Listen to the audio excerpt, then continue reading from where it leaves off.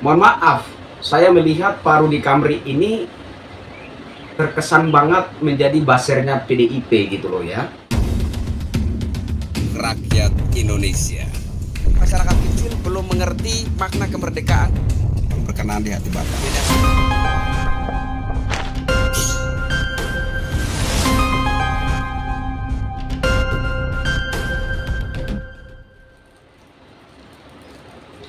Assalamualaikum warahmatullahi wabarakatuh. Salam sejahtera, shalom, Om Swastiastu, Namo Buddhaya, salam kebajikan. Ketemu lagi dengan saya Kristianto Yen Oni, salam NKRI. Saudara-saudaraku sebangsa setanah air, video saya kali ini saya pengen sekali menanggapi opini dari Pak Guru Rudy Kamri. Jadi Pak Rudy Kamri ini membangun sebuah opini terkait videonya Mas Gibran Rakabuming Raka yang viral kemarin, dimana dengan spontanitas ada satu ekspresi Mas Gibran Rakabuming Raka mengajak para pendukungnya untuk memberi apresiasi terhadap Bapak Prabowo Subianto yang sedang menjalani debat capres bersama dua capres yang lainnya. Nah, ini kemudian diopinikan oleh Pak Rudy Kamri. Mungkin lebih bagusnya video ini saya arahkan kepada Pak Rudy Kamri ya. Jadi Pak Rudy Kamri yang terhormat, Anda kan guru, ya kan? Anda seorang guru, sehingga menurut saya sah-sah saja, wajar-wajar saja, karena negara kita negara demokrasi, di mana negara menjamin tiap-tiap warganya untuk berekspresi dan menyatakan pendapatnya. Sehingga menurut saya apa yang Anda sampaikan dalam lingkup demokrasi itu adalah sah adanya. Tapi kalau merujuk kepada background Anda, merujuk kepada profesi Anda sebagai seorang guru, menurut saya ada hal yang patut disayangkan dari diri Anda, dari narasi opini Anda. Karena seorang guru semestinya memberikan narasi yang objektif dan mendidik. Saya pikir seperti itu. Saya rasa semestinya Anda lebih mampu memandang suatu persoalan dan membangun narasi secara objektif ketimbang masyarakat biasa, seperti contohnya saya salah satunya gitu. Cuma yang saya amati dari narasi Anda, dari opini Anda terkait Mas Gibran Rakabuming Raka yang secara spontanitas melakukan satu ekspresi, Anda secara subjektif mengatakan bahwa Mas Gibran Rakabuming Raka itu anak kecil, belum pantas, belum layak untuk didorong menjadi pemimpin bangsa. Aduh, saya tergelitik sekali menyimak opini Anda, Pak Rudy. Bagaimanapun juga, kalau bicara tentang Pak Rudy Kamri, saya teringat kembali kisah setahun yang lalu, di mana Pak Rudy Kamri ini termasuk salah satu yang ikut menggoreng hoax terkait Gus Beki anak Kiai Jombang. Apakah Pak Rudy Kamri sudah menyadari, sudah menyesali opini yang Pak Rudy Kamri bangun berdasarkan hoax itu? Pak Rudy Kamri yang saya hormati, saya pikir kita sebagai pemerhati masyarakat, ya, terlepas apapun background kita, terlepas Pak Rudy Kamri adalah seorang guru, saya adalah masyarakat biasa, intinya kita sama-sama berada di koridor pemerhati bangsa, pemerhati masyarakat. Saya pikir kita perlu lebih objektif lagi memandang suatu fenomena, memandang situasi, ya, memberikan pandangan-pandangan terkait tokoh-tokoh politik nasional, agar supaya jangan sampai kita itu terkesan menjadi basernya kelompok pemangku kepentingan tertentu begitu. Mohon maaf, saya melihat Pak Rudy Kamri ini terkesan banget menjadi basernya PDIP gitu loh ya. Minta maaf ini. Kalau salah minta maaf. Tapi bagaimanapun juga arah opini Pak Rudy Kamri itu menunjukkan bahwa Pak Rudy Kamri sedang beraktivitas sebagai basernya partai PDIP. Nah, ini yang saya sesali, Pak. Anda seorang guru, Anda seorang pengajar, Guru itu digugu dan ditiru, kalau saya nggak salah itu adalah kepanjangan dari kata guru, ya kan? Nah, bagaimana kemudian seorang Rudy Kambry yang backgroundnya, profesinya adalah seorang guru, ini kemudian membangun sebuah opini, memaparkan suatu pandangan yang itu sangat subjektif. Itu menurut saya sudah menyinggung harkat dan martabat pribadi Mas Gibran Rakabuming Raka.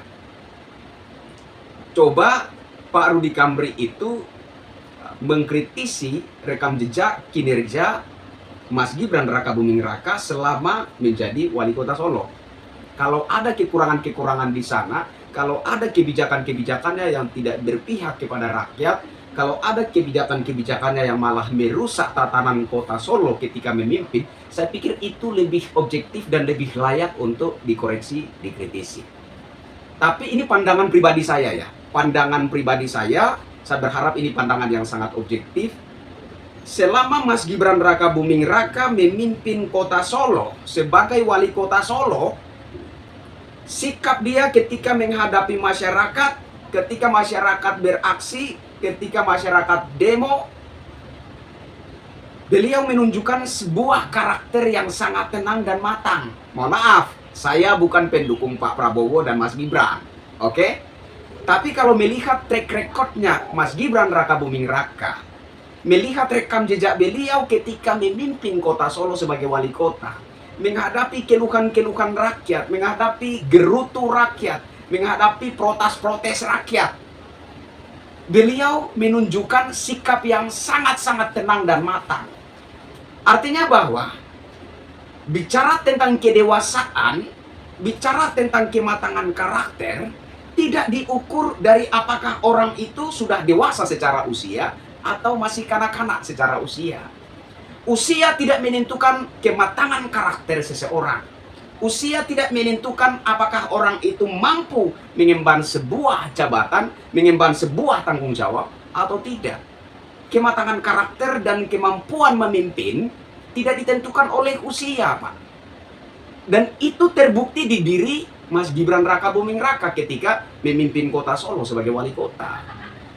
Jadi saya pikir kalau ada sikap Mas Gibran Rakabuming Raka ketika menjabat wali kota Solo yang tidak berpihak kepada rakyat, yang malah membuat kebijakan-kebijakan yang merusak atau merugikan kota Solo, itu yang mestinya diungkap, dikoreksi, dikritisi. Bukan menyinggung usianya. Apalagi Pak Rudy Kambry begitu vulgar mengatakan tidak layak orang yang masih kanak-kanak menjadi pemimpin bangsa, didorong, dipaksa menjadi pemimpin bangsa. Pak Rudy yang saya hormati, bagaimanapun juga, siapapun Mas Gibran Rakabuming Raka, dia adalah calon wakil Presiden Republik Indonesia, pendamping Bapak Prabowo Subianto. Saya pernah katakan bahwa seperti apapun pandangan kita terhadap sosok-sosok capres-cawapres saat ini, kita harus sepakat pada satu titik bahwa mereka adalah putra-putra terbaik bangsa. Baik Pak Prabowo Subianto, baik Mas Gibran Rakabuming Raka, baik Pak Ganjar Pranowo, baik Pak Mahfud MD, baik Pak Anies Baswedan, baik itu Gus Muhaimin Iskandar. Mereka adalah putra-putra terbaik bangsa. Kita harus sepakat pada titik itu. Kenapa? Karena sangatlah tidak mungkin orang yang belum berada pada level putra-putra terbaik bangsa kemudian masuk dalam bursa capres-cawapres. Nah, ketika orang itu sudah ada dalam bursa capres-cawapres, mau tidak mau, akui tidak akui, dia adalah putra terbaik bangsa. Pak Rudy Kambry, jangankan masuk dalam bursa capres-cawapres, berupaya menjadi bupati saja sulit, Pak. Berupaya menjadi seorang gubernur saja sulit, Pak. Apalagi sampai kepada bursa capres-cawapres. Nah, pada titik ini menurut saya, kita mesti memandang secara objektif dan membangun satu kesimpulan yang kita sepakati bahwa siapapun dia yang ada dalam bursa capres-cawapres adalah putra terbaik bangsa. Sehingga kemudian koreksi-koreksi yang kita bangun, kritikan-kritikan yang kita bangun akan benar-benar objektif, tidak subjektif. Saya pendukung Pak Anies Baswedan, oke Pak Rudi? Tetapi saya menentang semua narasi yang menurut saya tidak objektif dan itu sifatnya adalah menghasut dan memprovokasi masyarakat. Biar masyarakat kita ini belajar dewasa untuk menilai calon-calon pemimpinnya. Dan kemudian dengan dorongan hati nurani sendiri menentukan mana pilihan yang terbaik menurut mereka. Itulah yang saya maksudkan. Jadi jangan kita membangun opini yang sifatnya itu mencuci otak rakyat, yang sifatnya memprovokasi rakyat, yang sifatnya menghasut rakyat.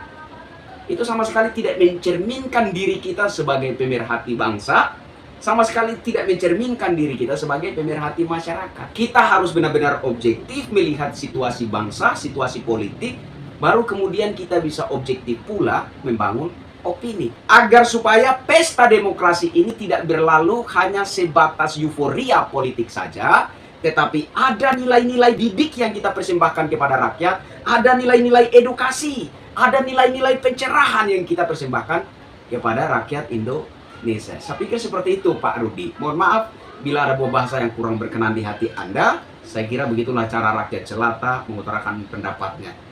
Satu pesan terakhir dari saya, jangan mau menjadi buzzer partai politik. Saya Kristianto Yenoni. Salam NKRI.